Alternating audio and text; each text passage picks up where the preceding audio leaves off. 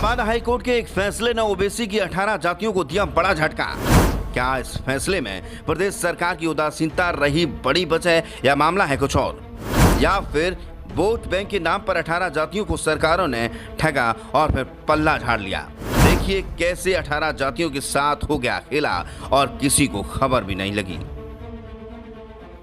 कल तक जिन्हें उम्मीद थी कि सरकार ने वोट लिया है तो फिर हक भी दिलवा कर ही दम लेगी, आज उनकी उम्मीद को एक साथ कोर्ट ने ऐसा झकझोर दिया कि उनके समझ नहीं आ रहा कि वो ठगे गए हैं या फिर लूटे गए हैं। जिन 18 जातियों को चुनाव में भरमाया गया और लोक लुभावना सपना दिखाया गया, उन सभी 18 जातियों के लोगों को आज 440 वोट का झटका तब लगा जब इलाहाबाद हाई कोर्ट ने उनकी उम्मीदों पर पानी फेरने वाला एक फैसला सुना दिया।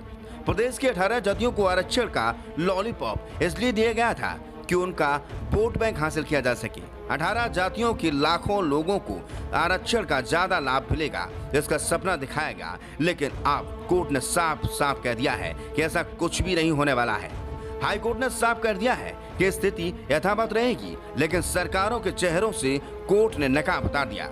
दरअसल इलाहाबाद हाई कोर्ट ने ओबीसी की 18 जातियों को ऐसी कैटेगरी में शामिल करने के लिए मामले में सपा और बीजेपी शासनकाल में जारी किए गए नोटिफिकेशन को रद्द कर दिया है। हाई कोर्ट ने 24 जनवरी 2017 को सर्टिफिकेट जारी करने पर रोक लगाई थी। 21 और 22 दिसंबर 2016 को तत्कालीन अखिलेश सरकार में नोटिफिकेशन जारी हुआ था। इसके बाद 24 जून 2019 को भी योगी सरकार में नोटिफिकेशन जारी हुआ था।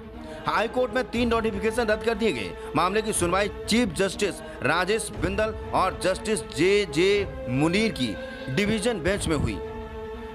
इससे पहले 2005 में मुलायम सिंह सरकार ने भी नोटिफिकेशन जारी किया था, हालांकि बाद में ये नोटिफिकेशन वापस ले लिया गया था।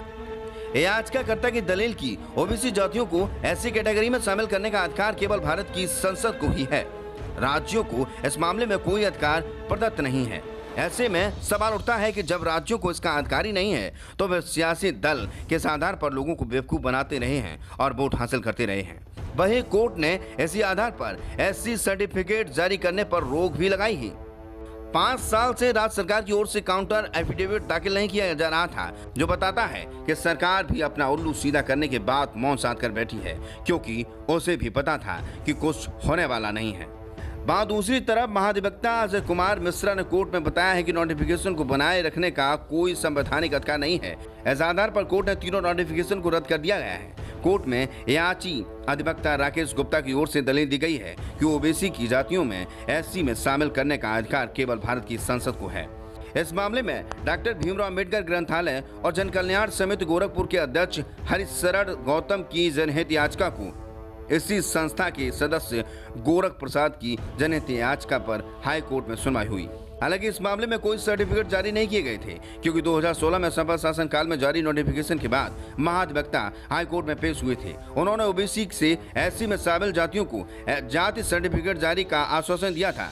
जब प्रदेश की मझवार, कहार, कश्यप, केवट, मल्हार, निषाद, कुम्हार, प्रजापति, धीवर, बिंद, भर, राजभर, धीमान, बाथम, गोरहा, गोड़िया, माझी और बछवा जात और इन जातियों को लोगों को खुद को ठगा महसूस कर रहे हैं। लोगों को उम्मीद थी कि ऐसी कैटेगरी में शामिल होने पर उनकी किस्मत का दरवाजा खुल जाएगा और बच्चों को बेहतर भविष्य बनाने में सफलता मिलेगी, लेकिन ये सपना सिर्फ सपना ही बनकर रह गया। अब देखना यह है कि इन जातियों के लोग आने वाले वक्त में क्या फैसला लेते हैं और क्या मांग सरकार के सामने करते हैं। रिपोर्ट।